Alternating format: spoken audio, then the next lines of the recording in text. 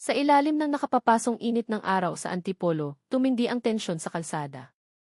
Isang batang babaeng truck driver ang kinailangang humarap sa arogansya ng kapangyarihan. Tumanggi sa walang basehang pang-aapi. Ang isang sampal ay nagpasimula ng pagsabog na magpapabago sa lahat. Hindi lang simpleng paglaban. Ito ay deklarasyon ng giyera laban sa kawalan ng katarungan na talamak na. Sino ang mag-aakalang sa likod ng manibela ng truck na may kargang bigas ay may sikreto na higit na mas mapanganib kaysa sa panandali ang galit?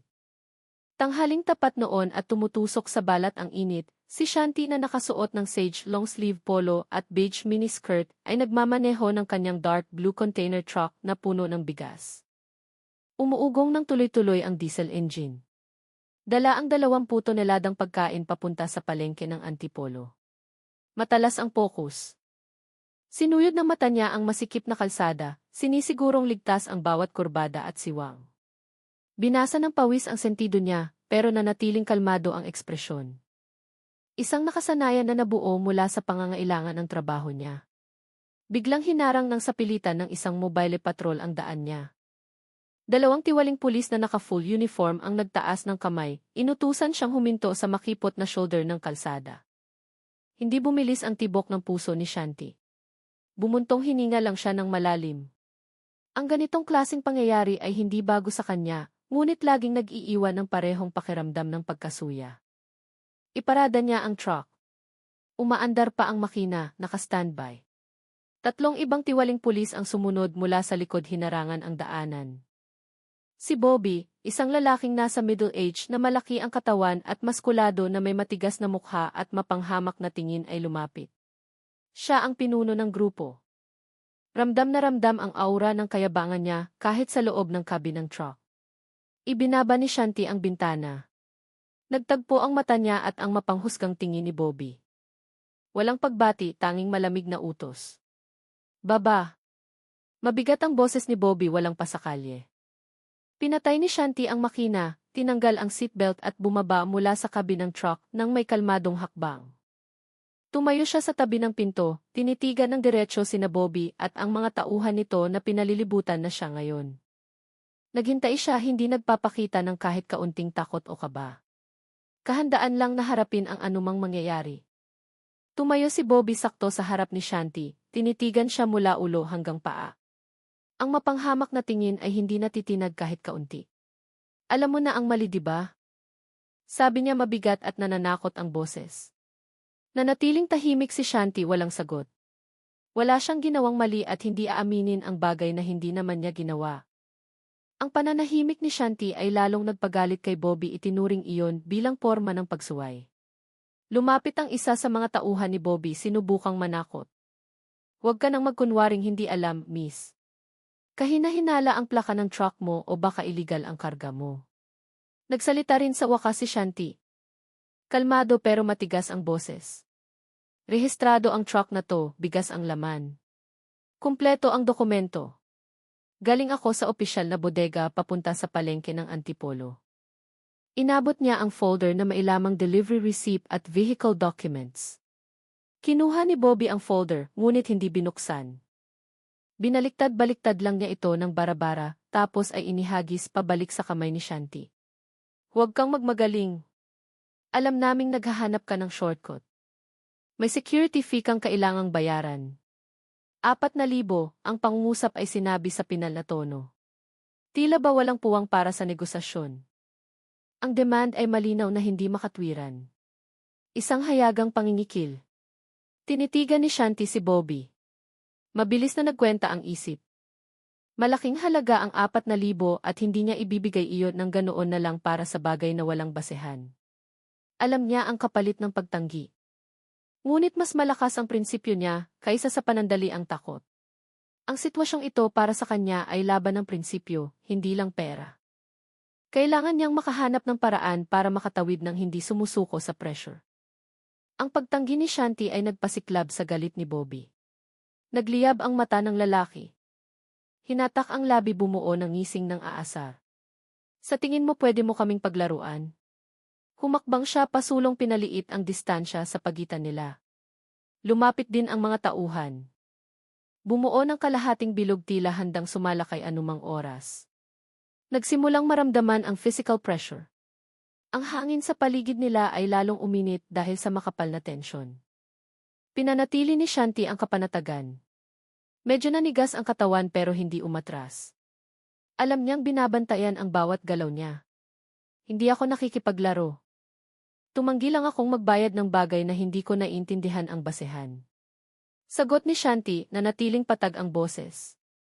Ang kalmadong tapang niya ay lalong nagpagalit kay Bobby dahil sanay itong makakita ng taong nanginginig at sumusunod sa harap niya. Sumenya si Bobby sa isa sa mga tauhan.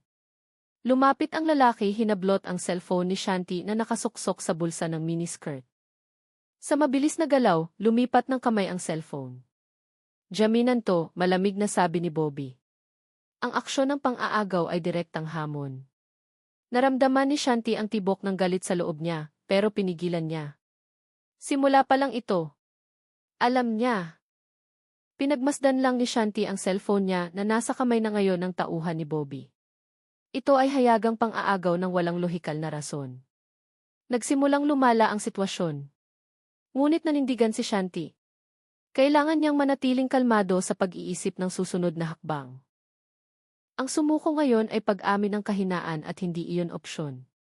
Kailangan niyang makahanap ng butas sa sitwasyong lalong nagiging hindi patas. Ang pagkawala ng cellphone ay maliit na dago. Ngunit simboliko. Pakiramdam ni Shanti ay na-corner siya, pinalilibutan ng 5 lalaking nakauniporme na malinaw na inaabuso ang kapangyarihan. Maluwag ang kalsada.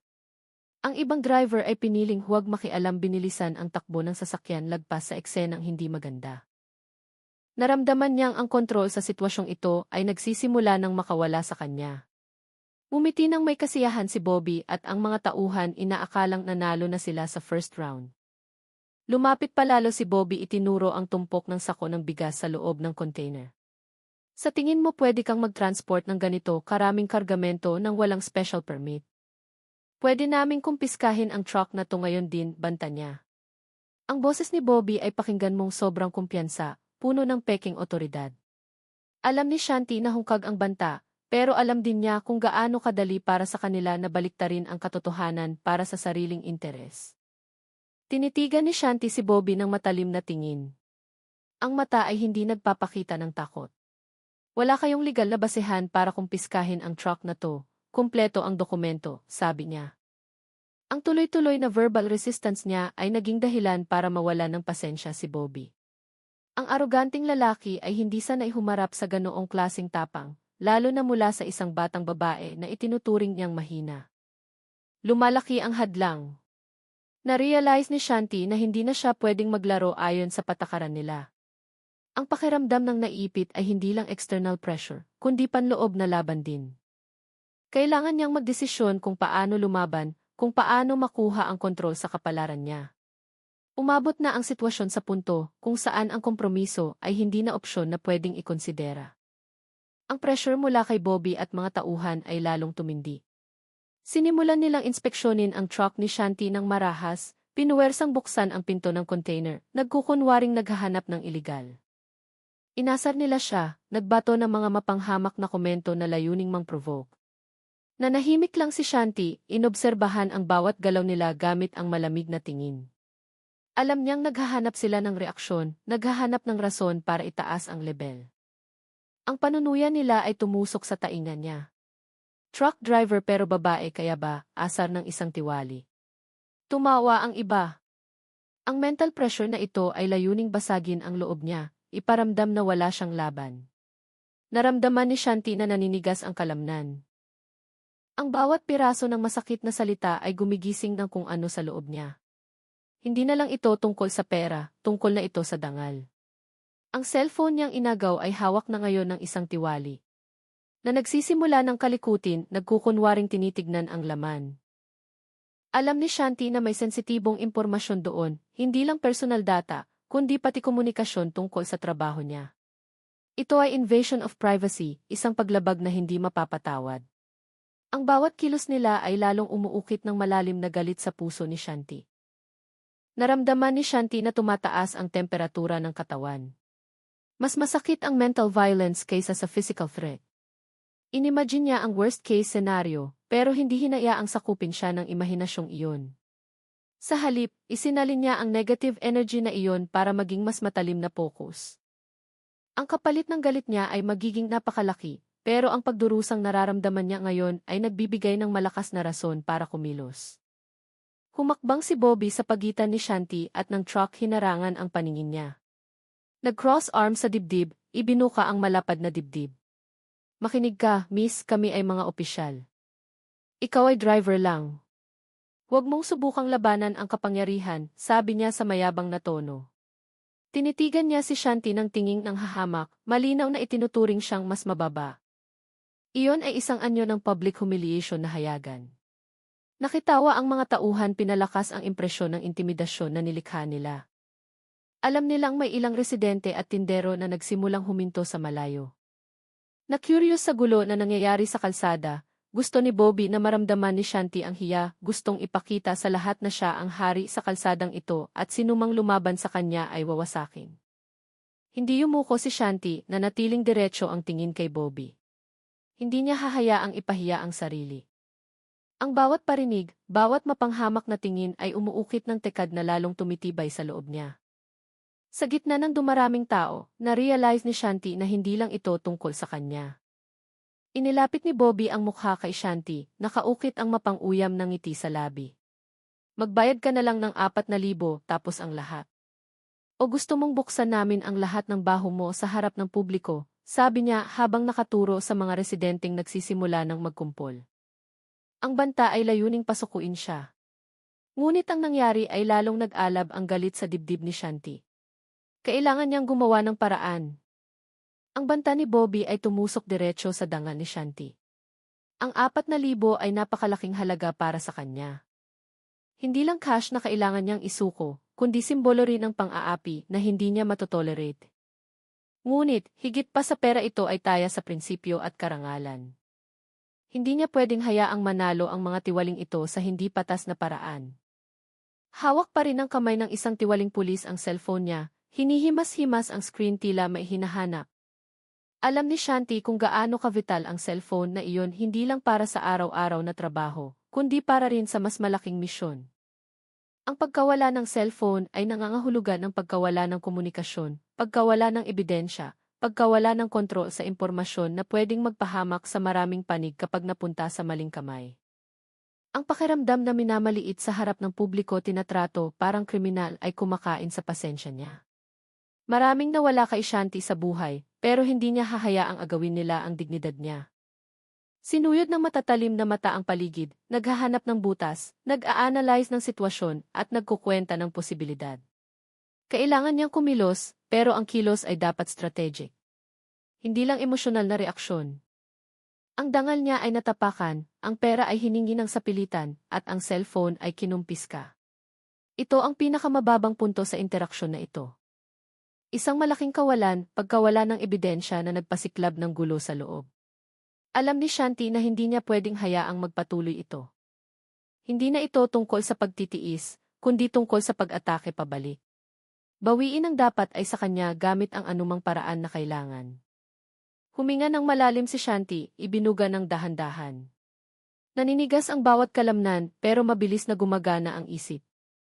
Ang opsyon na available sa isip ay dalawa lang, sumuko at magbayad ng hindi patas na presyo o lumaban at harapin ang hindi inaasahang kapalit. Ang pagsuko ay nangangahulugan ng pag-atras sa sistemang korop, paglabag sa prinsipyong itinataguyod. Ang lumaban ay nangangahulugan ng pagkuha ng napakalaking risko, pero alam niyang iyon ang tanging daan. Ngumiti nang aasar si Bobby. Tinitignan ang pananahimik ni Shanti bilang tanda ng pagkatalo. Madali lang ang pagpipilian, di ba? Kaysa mahirapan, ibigay mo na lang ang pera. Ayaw din naming magtagal dito, sabi niya. Lalong naging mapanghamak ang tono.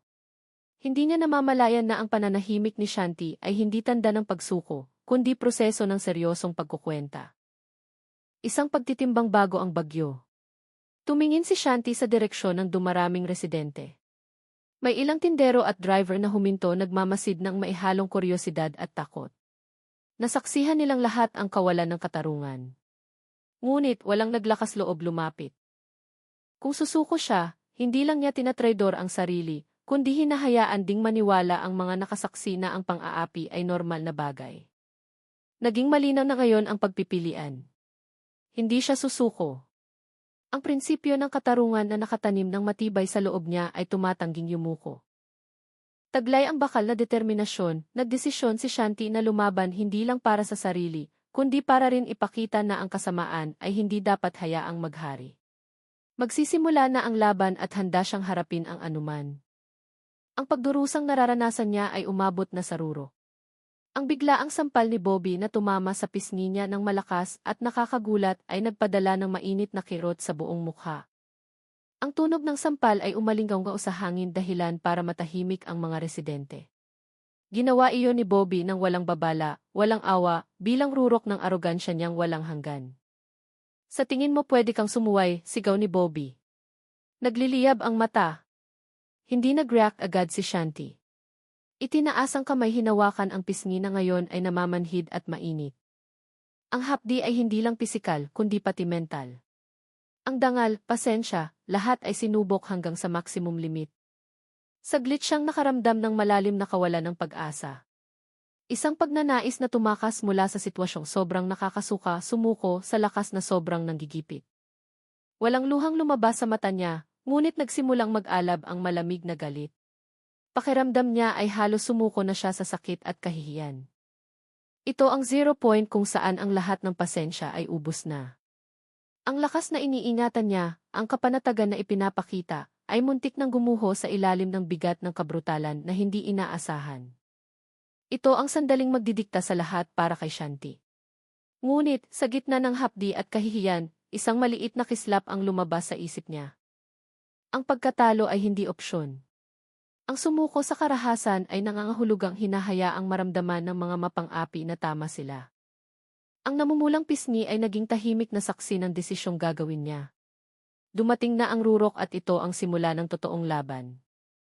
Masakit nga ang sampal ni Bobby, ngunit ang epekto ay lagpas pa sa pisikal na sakit. Iyon ang mitsa ng kislap ng apoy na nagsindi sa baga sa loob ni Shanti. Ang sakit sa halip na takutin siya, ay lalo pang gumising sa survival instinct na matagal nang nakatago sa likod ng kapanatagan. Hindi niya hahayaang sirain siya ng arogansya at peking kapangyarihan. Naging regular ang hininga. Bumalik sa normal ang tibok ng puso. Inangat niya ang ulo, tinitigan si Bobby gamit ang matang hindi na nagpapakita ng pasensya, kundi nakakatakot na talas. Hindi na ito tungkol sa pera o cellphone. Tungkol ito sa karangalan at katarungan na tinapakan ng brutal. Nagsimulang bumangon ang lakas ng loob, nagtutulak sa kanya na tumayo ng matibay sa gitna ng bagyo. Lumipat ang tingin sa sako ng bigas sa loob ng container ng truck. 20 toneladang bigas. Bawat sako ay may bigat na humigit kumulang 50 kilo. Alam na alam niya ang bigat at lakas na kailangan para ilipat ito. Isang ideya ang nagsimulang mabuo sa isip. Isang brutal ngunit epektibong estratehiya. Ito ang sandata niya. Kasangkapan para labanan ang pang-aapi na hindi mapapatawad. Ang desisyon ay kasing tigas na ng bakal. Lalaban si Shanti at gagamitin niya kung ano ang nasa paligid. Ang bigas na kargamento ng truck ay hindi na lang paninda, kundi amunisyon. Hindi siya susuko sa banta o palo. Ipapakita niya kay Bobby at sa mga tauhan na mali sila ng piniling kalaban. Sa gitna ng nag-aalab na galit, isang alaala ang dumaan ng mabilis sa isip ni Shanti. Ang mukha ng tatay, isang retiradong sundalo na may matibay na prinsipyo, ay lumabas saglit. Anak, ang katarungan ay ipinaglalaban, hindi hinihintay. Huwag kang matatakot sa kapangyarihang mapang-api, bulong ng boses sa alaala. Ang mga salitang iyon na dati ay madalas niyang marinig ngayon ay umalinggaw nga ulit na may bagong lakas.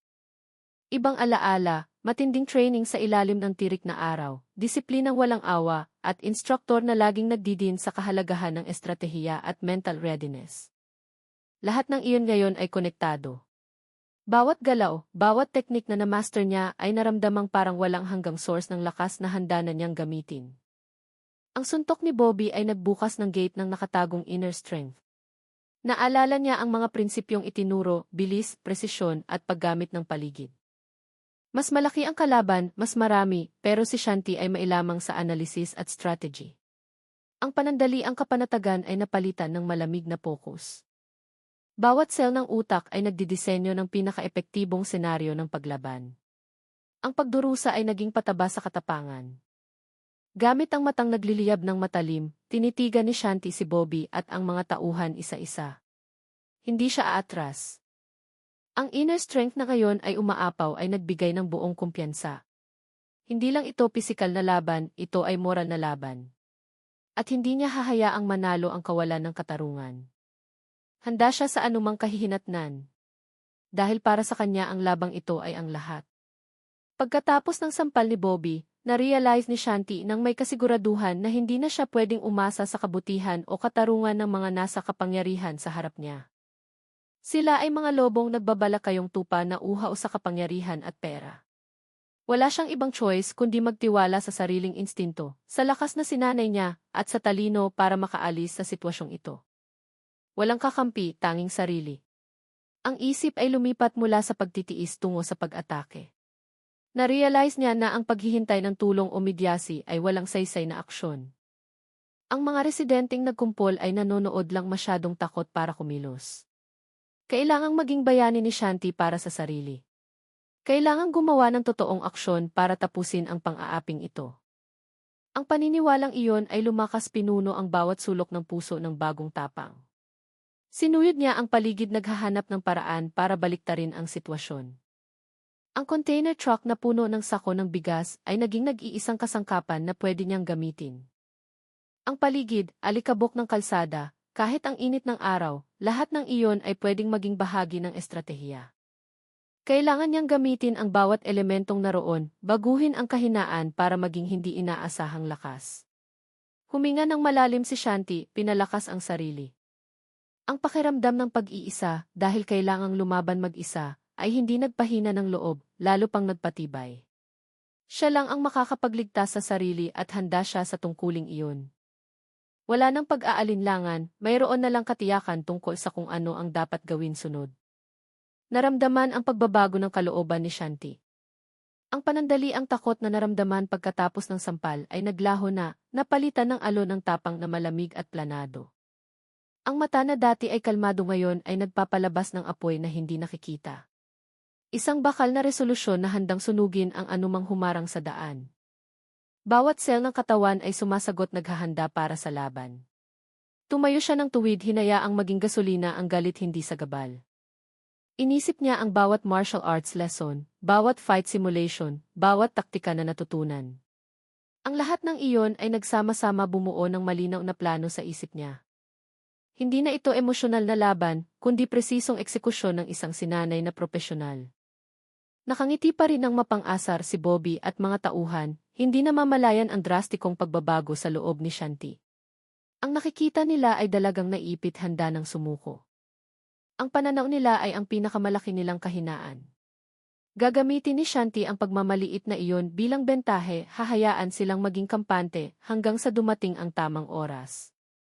Mula sa loob, naramdaman ni Shanti ang pagbangon ng lakas. Lakas na alam niyang sapat para harapin ang 5 lalaki sa harap.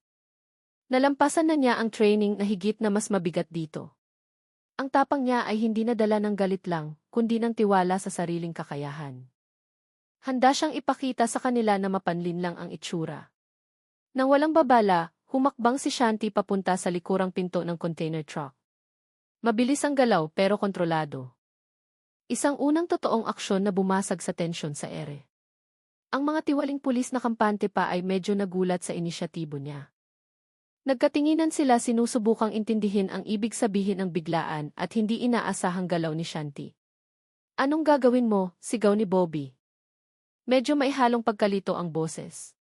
Hindi niya inakala nakikilos si Shanti ng ganoon kabilis, lalo na ang lumapit sa truck. Hindi sumagot si Shanti. Nakafocus lang siya sa layunin. Sa isang hatak, bumukas ang lock ng mabigat na container door. Agad na lumabas ang mainit na hangin at amoy ng bigas mula sa loob. Binuksan niya ng malapad ang 2 pinto ng container. Ipinakita ang tumpok ng sako ng bigas na abot hanggang kisam sa loob. Bawat sako ay may bigat na 50 kilo, maayos na nakasalansan hanggang kisam. Ang tanawing iyon para kina Bobby at mga tauhan ay tumpok lang ng gamit. Ngunit para kay Shanti iyon ay amunisyon, kasangkapan para baliktarin ang sitwasyon. Sa matatag na hakbang, pumasok si Shanti sa loob ng container. Nag-alinlangan ang mga tiwaling pulis na sundan siya, nagulat sa tapang at desisyon na biglang lumabas sa dalaga. Ito ang simula ng ganti, isang maliit na aksyon pero napakamapagpasya. Hindi na pasibo si Shanti. Kinuha na niya ang inisyatiba sa labang ito. Sumigaw si Bobby sa mga tauhan na palibutan ang truck, inaakalang sinusubukan ni Shanti na tumakas o maghanap ng sandata. Mabilis silang kumilos, bumuo ng harang sa paligid ng container. Walang pakialam si Shanti. Sa mabilis na galaw, inabot niya ang pinakamataas na sako ng bigas na pinakamalapit sa kanya. Mabigat ang sako, pero para sa kanya ay kasinggaan lang ng unan.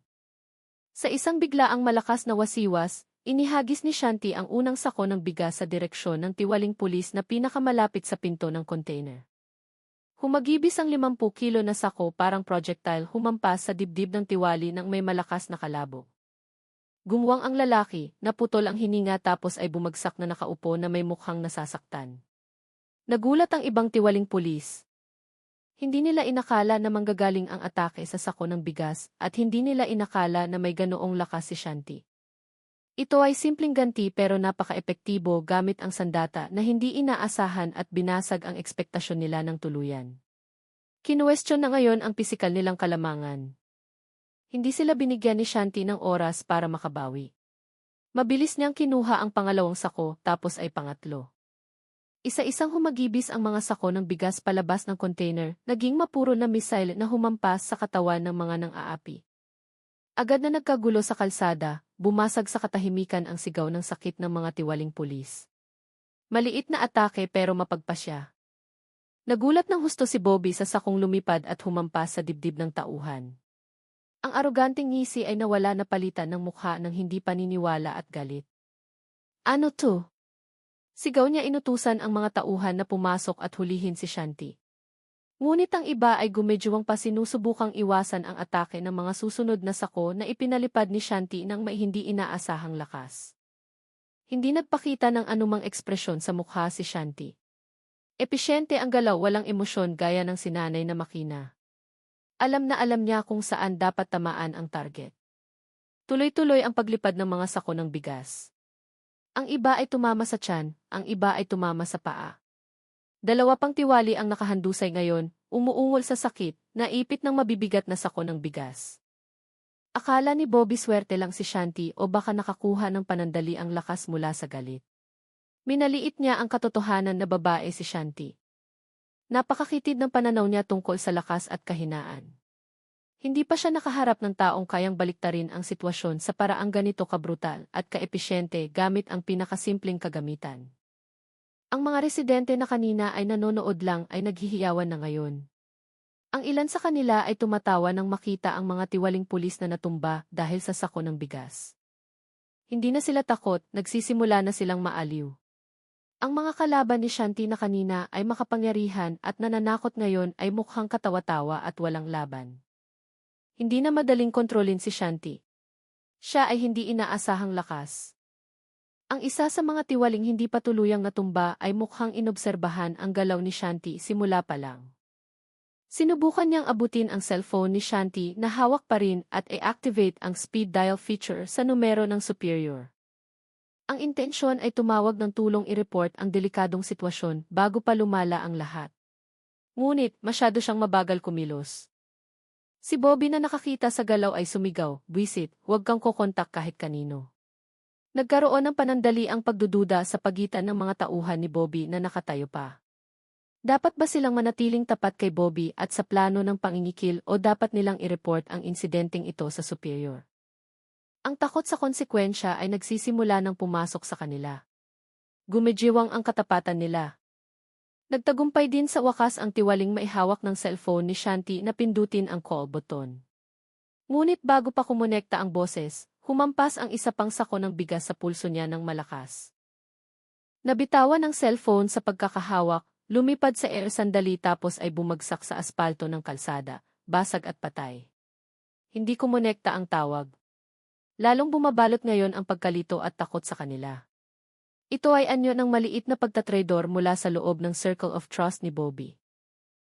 Kahit hindi sinasadya, ang intensyon na tumawag sa superior ay nagpapakita na hindi lahat ng tauhan ay ganap na sumusuporta sa aksyon ni Bobby.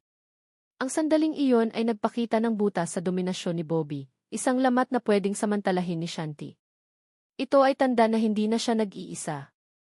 Ngayon si Bobby at ang dalawang tauhan na lang ang nakatayo pa. Kahit na ang isa ay mukhang pilay dahil sa hampas ng sako ng bigas, ang tatlong iba pa ay nakahandusa sa lupa umuungol sa sakit sa pagitan ng tumpok ng sako ng bigas. Ganap nang bumaliktad ang sitwasyon. Nakatayo ng tuwid si Shanti sa pintuan ng container. Nanatiling regular ang hininga, hindi nagpapakita ng senyales ng pagod. Malamig at walang ekspresyon ang mukha. Tinitigan ni Bobby si Shanti nang may nagbabagang galit at malalim na hindi paniniwala. Hindi niya naisip kailanman na mapapahiya siya ng ganito sa harap ng publiko ng isang dalaga. Pagsisisihan mo to, sigaw niya. Puno ng put ang boses. Ngunit ang banta ay pakinggan mong hungkag na walang lakas. Kabaligtaran sa sitwasyon niyang lalong naipit, humakbang si Shanti palabas ng container, hinayaan ang mga sako ng bigas sa likod na maging tumpok ng ebidensya ng lakas niya. Kumuha pa siya ng isang sako. Sa pagkakataong ito ay may mas mabagal na galaw itinutok kay Bobby.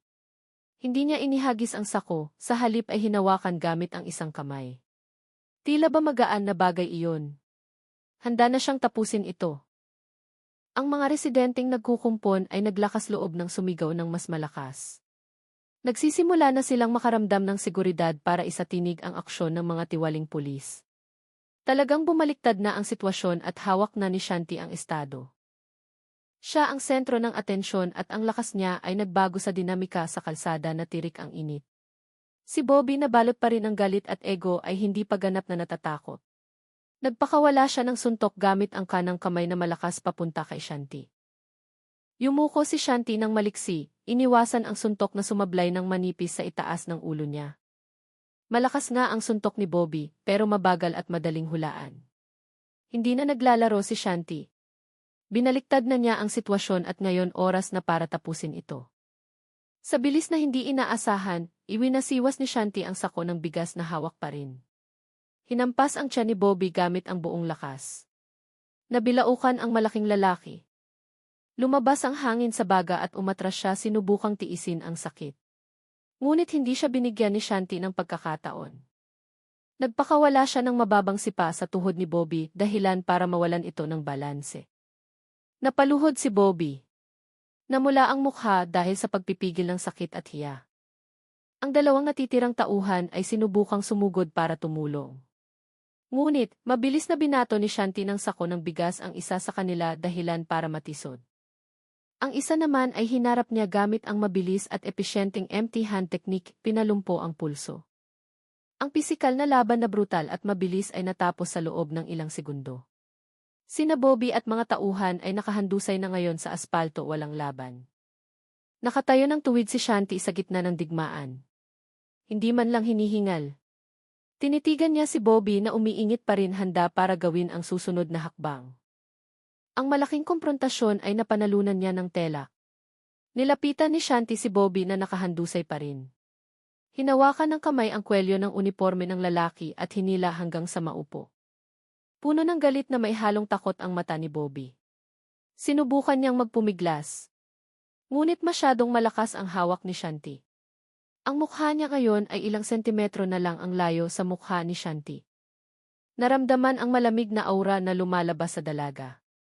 4,000, ano ang basehan? Tanong ni Shanti sa mababa pero madiin na boses. Walang galit na umaapaw, tanging matigas na paniningil. Nautal si Bobby sinubukang maghanap ng rason. Yun ay administrative fee, bulong niya. Mahina at nanginginig ang boses. Sinubukan niyang panatilihin ang kasinungalingan pero nilamon na siya ng takot ng tuluyan. Umiling si Shanti.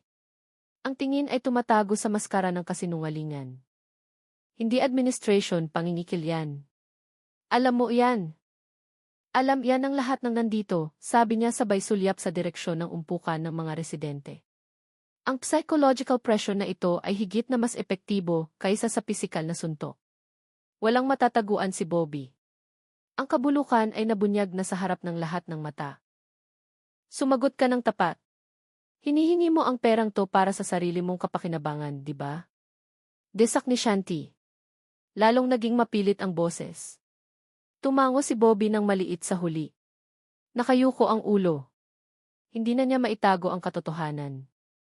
Nagtagumpay si Shanti na pilitin ang pag-amin na lumabas sa bibig niya, ibunyag ang kabulukan na matagal na niyang itinatago sa likod ng uniforme. Pagkatapos ng maikling pag-amin ni Bobby, hindi siya binitawan ni Shanti. Hinila niya si Bobby patayo, iniikot paharap sa umpukan ng mga residente na ngayon ay nanonood ng buong atensyon.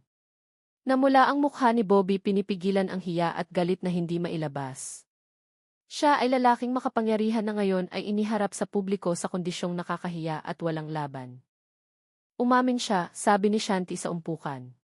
Malakas at malinaw ang boses. Nanghingi siya ng 4,000 ng walang basihan para lang sa sariling kapakinabangan.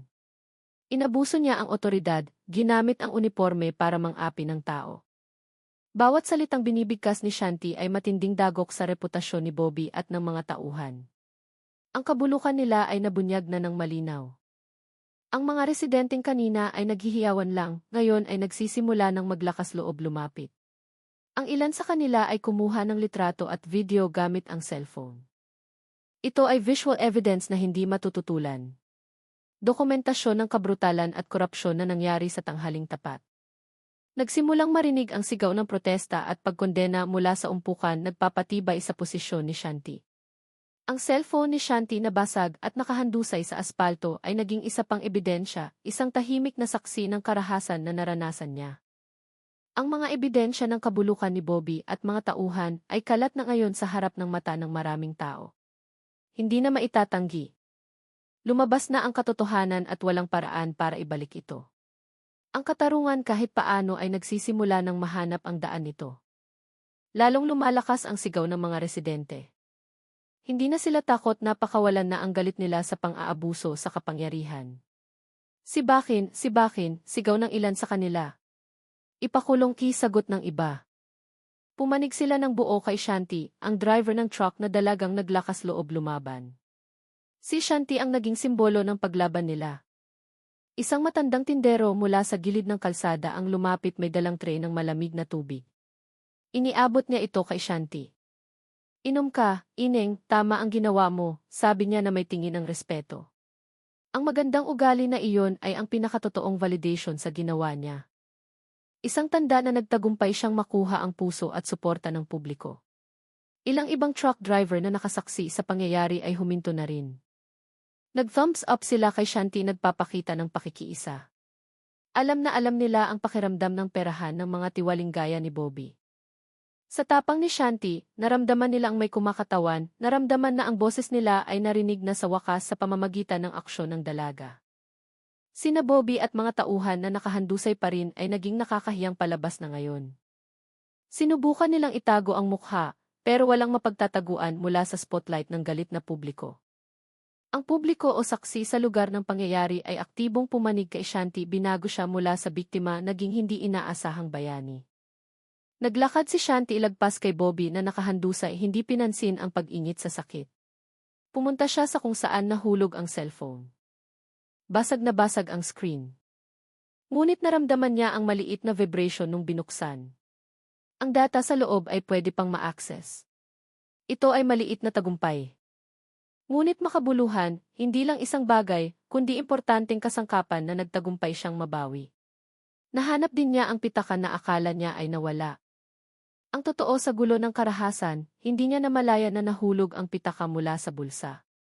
Ang 4,000 na hiningi ni Bobby ay nasa loob pa rin. Ligtas. Isang pakiramdam ng ginhawa ang lumabas, hindi dahil sa halaga ng pera, kundi dahil hindi niya hinayaang nakawan siya ng mga tiwali. Nang makita ang cellphone at pitaka na hawak ulit ni Shanti, muling naghiyawan ang ilang residente. Ito ay biswal na kumpirmasyon na nagtagumpay si Shanti na bawiin ang inagaw sa kanya. Ang tagumpay na ito ay hindi lang tungkol sa pagpapatalsik sa mga nang-aapi, kundi tungkol din sa pagbawi ng integridad at karapatan na tinapakan. Tinitigan ni Shanti ang mga sako ng bigas na nagkalat sa kalsada. Ang ilan ay punit. Tumapon ang laman sa aspalto. Ngunit karamihan ay buo pa. Alam niyang hindi pa tapos ang trabaho. Kailangan niyang siguraduhin na makakarating pa rin ang mga bigas sa destinasyon. Gamit ang tipid ng ngiti, nagsimula siyang mag-isip kung paano ipagpapatuloy ang biyahe pagkatapos ng gulong ito. Si Bobby na nakahandusay pa rin ay nakatitig kay Shanti ng tinging puno ng puot. Ngunit ang lakas para lumaban ay nawala na sa mga mata niya. Masakit ang katawan, wasak ang ego, at kaharap na niya ngayon ang katotohanan na talo na siya ng husto sa harap ng publiko. Ang peking kapangyarihan ay gumuho na naging guho. Wala nang natira kahit kaunti sa kayabangan na ipinakita niya noon. Ang mga tauhan na karamihan ay nakahandusay pa rin ay hindi naglakas loob iangat ang ulo. Alam nilang ito ang katapusan ng dominasyon nila. Ang plano nilang pangingikil ay napigilan ng brutal at ngayon hinaharap na nila ang konsekwensya na hindi maiiwasan. Wala na silang lakas para lumaban pa. Tanging takot at hiya na lang ang natitira. Nilapitan ni Shanti si Bobby, tinitigan ng diretsyo. Hindi na kayo tagapagpatupad ng batas. Kriminal na kayo. Malamig niyang sabi, tumutusok ang boses. Ang mga salita ay mas matalim pa kaysa sa anumang suntok na naibigay niya. Iyon ang pinal na deklarasyon ng pagkasira ni Bobby. Isang moral verdict na hindi niya matututulan. Na-corner ang kaaway. Inagaw ang lakas nila. Hindi nakaramdam ng euphoria si Shanti, malamig na kasiyahan lang. Ito ay patas na resulta ng hindi patas na laban. Napatunayan niyang kayang talunin ng katotohanan at katapangan ang kapangyarihang inaabuso. Kahit na kailangang lumaban ng isa sa marami. Hindi nagtagal pagkatapos ng pangyayari, narinig ang sirena ng ibang mobile patrol mula sa malayo. Sa pagkakataong ito, hindi parehong tiwali, kundi totoong patrol unit na dumating bilang tugon sa report ng residente. Dalawang sasakyan ng pulis ang huminto sa lokasyon at ilang opisyal na naka-full uniform ang bumaba na may seryosong mukha. Nakita nila sina Bobby at mga tauhan na nakahandusay sa pagitan ng sako ng bigas. Isang senior officer na may mas mataas na ranggo, matigas ang mukha na lumapit sa umpukan. Tinignan niya ang kondisyon ni na Bobby at mga tauhan tapos ay lumingon kay Shanti na nakatayo ng kalmado sa tabi ng truck. Mabilis na kinuwento ng mga residente ang nangyari, sinisi sina Bobby at mga tauhan sa ginawang pangingikil at karahasan. Nakinig ng mabuti ang opisyal, paminsan-minsan ay tumatango tapos ay humarap kay Bobby. Bobby, ano to? Tanong niya. Ang boses ay may halong pagkadismaya at galit. Sinubukan ni Bobby na magpaliwanag, ngunit ang mga salita ay putol-putol at hindi kapanipaniwala. Masyadong marami ang physical evidence at testimonya ng residente para itanggi. Ang tunay na otoridad sa pagkakataong ito ay nagsimula ng mag-react sa insidente. Kinuha nila ang kontrol sa sitwasyon, inamangkan sina Bobby at mga tauhan na ngayon ay wala nang magawa. Siguradong susunod ang legal process at investigasyon at alam ni Shanti na ang ginawa niya ay nagpasiklab ng mas malaking chain reaction. Nagsisimula ng gumalaw ang katarungan kahit sa ngayon lang. Inutusan ng senior officer ang mga tauhan na pusasan agad sina Bobby at mga tauhan. Binuhat sila mula sa aspalto. Maputla ang mga mukha at puno ng takot sa konsekwensya na kahaharapin. Ang mga cellphone ng residente na nag-record ng pangyayari ay naging ebidensyang hindi matututulan na ibinigay sa opisyal para sa karagdagang investigasyon. Hininga ng detalyadong salaysay si Shanti. Kinuwento niya ang bawat pangyayari ng kalmado at tumpak ng hindi nagdadagdag o nagbabawas. Ang kaliwang pisngi na namumula pa rin ay naging totoong ebidensya ng sampal ni Bobby. Nakinig ng mabuti ang opisyal, itinala ang bawat detalye at paminsan-minsan ay sumusulyap kay Bobby ng may pandidiri. Siguradong isasagawa ang internal investigation at ang seryosong legal consequence ay tatama kina Bobby at mga tauhan. Alam ni Shanti na kailangan niyang maghanda para sa pagpapatawag sa presinto at paglilitis. Ang prosesong ito ay maaaring mahaba at nakakapagod, pero nakaramdam siya ng kasiyahan dahil sa wakas ay maipapatupad ang katarungan kahit man lang sa kasong ito. Tiniyak ng opisyal na ang kasong ito ay ipoproseso ng transparent. Nagpasalamat din siya kay Shanti sa tapang. Ang konsensya ng pulisya na nadungisan ni Bobby ay medyo nagamot na ngayon. Hindi lang sarili ang ipinagtanggol ni Shanti, kundi tinulungan din na linisin ang pangalan ng institusyon na dapat sana ay nagpapanatili ng kaayusan. Kahit na nanalo sa laban kontra kay Bobby, na-realize ni Shanti na may kapalit na dapat bayaran, oras na nasayang, bigas na natapon ng kaunti, at cellphone na nasira ay material loss. Ngunit ang mas mahalaga, alam niyang ang ginawa niya ay magdadala ng atensyon na ayaw niya. Ang talunin ang tiwaling pulis sa harap ng publiko ay hindi walang risko. Alam din niya na ang legal process ay kakain ng oras at lakas, testimonya, investigasyon, baka pati banta mula sa mga panig na hindi natutuwa sa pagbubunyag na ito. Maaaring magulo ang katahimikan ng buhay niya pansamantala. Ang tagumpay na ito ay hindi katapusan ng lahat ng problema, kundi simula ng bagong yugto na puno ng hamon. Tinitigan ni Shanti ang umpukan ng mga residente na ngayon ay nagsisimula ng mag-alisan. Nakikita nila siya bilang bayani. Pero alam niya na ang bayani ay madalas kailangang humarap sa mabigat na konsekwensya. Ang bigat ng expectation at spotlight ng publiko ay nasa balikat na niya.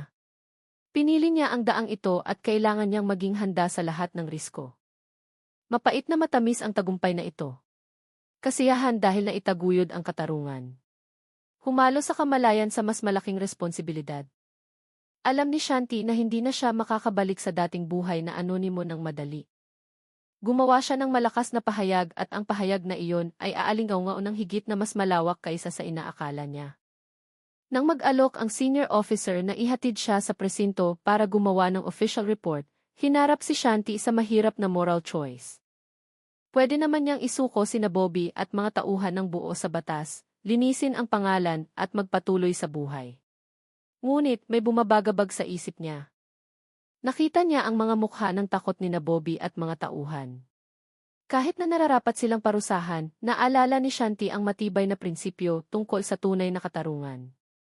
Hindi lang paghihiganti.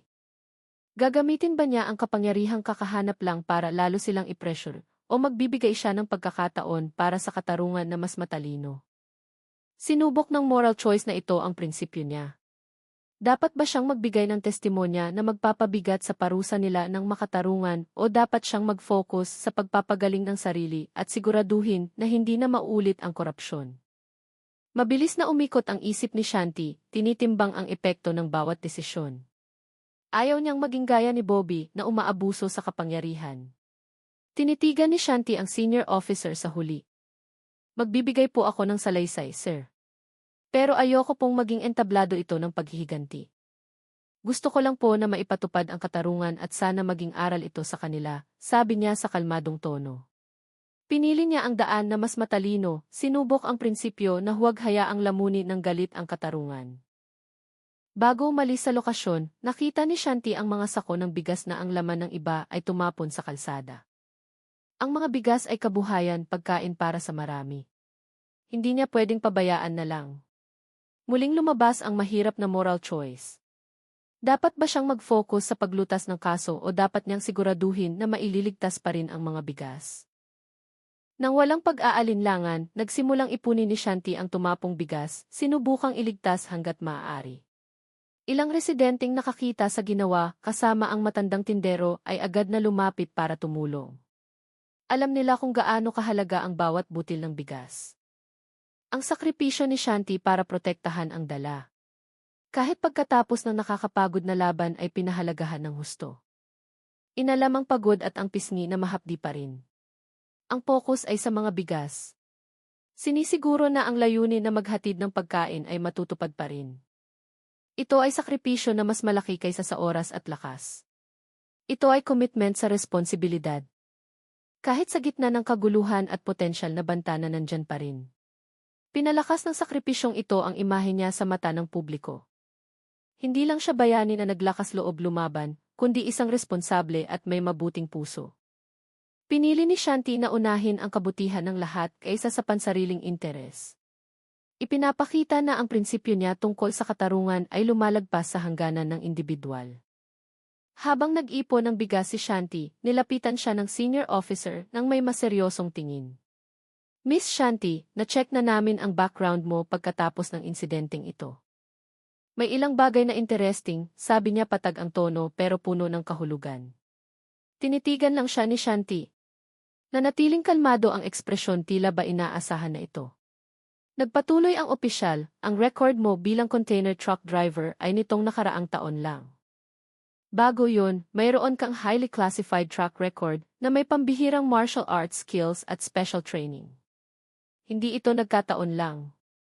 Tila nanigas ang paligid nila. Kalmado pa rin ang mata ni Shanti. Ngunit may partikular na kislap sa loob. Alam namin kung sino ka talaga, Sergeant. Ang identity mo bilang intelligence agent ng Special Forces na nasa undercover mission. Sabi ng opisyal. Puno na ng respeto ang boses ngayon. Malaking sikreto tungkol sa nakaraan ni Shanti, ang tunay na pagkakakilanlan ay nabunyag na ngayon sa gitna ng karamihan. Ang mga residenteng nakarinig noon ay natahimik, hindi makapaniwala sa narinig. Hindi tumanggi si Shanti. Bumuntong hininga lang siya ng mahina. Ang misyon niyang ibunyag ang corruption network sa logistics distribution at licensing channel ay nanganib dahil sa insidenteng ito. Ang sampal ni Bobby, ang pag-ataking ito, lahat ng iyon ay bahagi ng risko ng pagkakabunyag ng identity na naging plot twist na nagpabago sa buong dinamika ng sitwasyon, nagbubukas ng bagong kabanata na mas komplikado. Ang balita tungkol sa tunay na identity ni Shanti bilang intelligence agent ng Special Forces na nagpapanggap ay mabilis na kumalat sa mga residente. Sila na kanina ay humahanga sa kanya bilang matapang na truck driver ngayon ay tinitignan siya ng maihalong respeto at pagkamangha. Isang dalaga na mukhang karaniwan ay isa palang matapang na elite soldier. Naging simbolo siya ng katapangan at paglaban na higit na mas malaki. Ang kwento kung paano niya tinalo ang 5 tiwaling pulis ng mag-isa gamit ang sako ng bigas dagdag pa ang katotohanang isa siyang intel ay naging alamat sa kalsada ng Quezon City. Nagsimulang tawagin siya ng mga tao na asrikandi ng truck o diwata ng bigas. Agad na nag-ingay ang social media sa hashtag at kwento tungkol sa kanya, ikinakalat ang kwento sa buong bansa. Ang senior officer pagkatapos malaman ang identity ni Shanti ay nag-alok agad ng full protection at tulong sa pagtatapos ng misyon. Handa kaming suportahan ka, Sergeant. Tutulungan ka naming ibunyag ang mas malaking corruption network na to, sabi niya. Ito ay alok na hindi inaasahan, nagbubukas ng pinto papunta sa bagong oportunidad para kay Shanti. Hindi na nag-iisa si Shanti ngayon sa misyon. Gamit ang suporta mula sa internal police na malinis, may access at resources siya na higit na mas malaki. Maaaring nabunyag ang pagpapanggap pero nagbukas din iyon ng daan para sa mas frontal at epektibong aksyon. Ito ay signifikanteng pagbabago ng estratehiya mula sa secret operation tungo sa komprontasyon na mas bukas. Bukod pa roon, inalok din siya ng permanenteng posisyon sa special unit na nakatutok sa pagpuksa sa korupsyon sa logistics at transportation sector. Isang pagkakataon para ituloy ang pakikibaka sa paraang mas organisado at may epekto. Alam ni Shanti na mahalagang sandali ito, isang turning point sa karera at pati na rin sa pakikibaka para sa katarungan. Ang alok na proteksyon at bagong oportunidad na ito ay nagpabago sa pananaw ng kinabukasan ng drastiko. Hindi na lang siya basta truck driver na nagkataong matapang, kundi isang agent of change na sinusuportahan ng buo. Kailangang magdesisyon ni Shanti kung tatanggapin ang alok na ito, itutuloy ang mas malaking laban o pipiliing bumalik sa buhay na mas tahimik. Tinanggap ni Shanti ang alok ng senior officer. Hindi na siya pwedeng bumalik sa lumang disgis bilang truck driver. Nabunyag na ang identity at ang misyon ay naging mas malaki. Bahagi na siya ngayon ng special team na nakikipagtulungan sa mga tapat na elemento ng pulisya para ibunyag ang mas malawak na corruption network. Hindi lang sa Quezon City, kundi pati sa National Logistics Route. Nakahanap siya ng bagong layunin sa pakikibaka. Ang kapayapaang hinahanap niya ay hindi ang katahimikan ng karaniwang buhay, kundi ang kapayapaan na galing sa pagpapatupad ng katarungan. Pakiramdam niya ay mas buhay siya, mas relevant, at mas may kapangyarihan sa bagong posisyon. Ito ay daan na hindi niya naisip noon, pero naramdamang swak na swak sa prinsipyo at kakayahan. Sa umaga hindi na siya naghahandang magmaneho ng truck, kundi nagsusuot ng maayos na damit pansibilyan para sa strategy meeting. Ang mga gabi ay ginugugol sa pag-a-analyze ng data, pagpaplano ng operasyon at pagte-train ng team. Ang bagong role na ito ay nagbigay ng pagkakataon para magamit ang buong kakayahan. Hindi lang sa physical fight, kundi pati sa intelligence at strategy. Puno ng hamon ang bagong buhay pero puno rin ng kahulugan. Siya ay bahagi ng solusyon, bahagi ng pagbabago na gusto niya. Ang kapayapaang nararamdaman ay resulta ng pakikibaka na walang pagod. Isang layunin na nahanap sa gitna ng kaguluhan. Sa paraang higit na mas malaki at may epekto kaysa sa inakala. Nagbago ng drastiko ang buhay ni Shanti. Wala nang mainit na kalsada sa loob ng cabin ng container truck. Ngayon ay nasa likod na siya ng mesa, nag-a-analyze ng data o namumuno ng team sa secret operation. Nakasuot siya ng maayos na official uniform, hindi na sage polo at beige miniskirt pero ang peklat mula sa nakaraan ay nananatiling nakabakas. Hindi lang sa pisngi kundi pati sa kaluluwa. Ang pisngi na sinampal ni Bobby noon ay may bakas pa rin na malabo. Iyon ay constant reminder ng kabrutalan at kawalan ng katarungan na nilabanan niya. Sa tuwing nakikita sa salamin, lalong tumitibay ang loob. Ang peklat ay paalala na ang katarungan ay hindi dumarating ng madali at ang pakikibaka ay ang presyo na dapat bayaran. Narealize din niya na sa paghawak ng mas malaking tungkulin, mas malaki rin ang bantang kinakaharap. Ang corruption network na tinutugis ay higit na mas malakas at mas organisado kaysa kina Bobby at mga tauhan lang. Madalas siyang makatanggap ng banayad na banta at kailangang laging maging alerto sa lahat ng posibilidad. Hindi na kasing himbing ng dati ang tulog. Kahit na nakamit ang malaking tagumpay at nakahanap ng bagong layunin, alam ni Shanti na ang labang ito ay hindi kailanman ganap na matatapos. Nagbago ang buhay, pero nanatili ang peklat na humubog sa kanya para maging mas malakas, mas matalinong tao, at mas handang humarap sa banta na hindi nakikita. Naparusahan na sina Bobby at mga tauhan ayon sa ginawa nila. Nagsimula ng makalas ang mas maliit na corruption network. Nagtagumpay si Shanti hindi lang sa paglilinis ng pangalan, kundi sa pagbaon din ng unang pako sa pagsugpo sa mas malaking korupsyon. Naging mukha siya ng pag-asa para sa maraming tao at ang pakikibaka ay patuloy sa ilalim ng bagong identity. Ngunit sa likod ng bawat tagumpay ay laging may anino ng bagong banta. Sa bagong intelligence report na natanggap, isang pangalan ang paulit-ulit na lumalabas, Black Dragon Consortium, isang transnational criminal network na higit na mas malaki, mas malupit, at may mas malalim na koneksyon sa iba't ibang institusyon, kasama ang militar at gobyerno. Ang consortium na ito ang utak sa likod ng maraming illegal activities sa buong bansa, kasama ang smuggling, money laundering, at ang pinaka-relevant sa misyon ni Shanti, manipulasyon ng logistics route. Si Bobby at ang ibang tiwaling pulis ay maliliit na piyon lang sa malaking laro nila. Ang pagbubunyag sa kanila ay nangangahulugan ng pagharap sa kapangyarihan na higit na malayo sa imahinasyon. Ang misyon ni Shanti na dati ay paglilinis lang ng korupsyon sa local distribution channel ay lumawak na ngayon naging laban kontra shadow organization na nagbabanta sa katatagan ng bansa. Ito ang tagumpay na nakamit niya. Ngunit may anino ng bagong banta na higit na mas madilim at mapanganib. Hindi pa tapos ang laban, sa halip ay kasisimula pa lang. Yeh!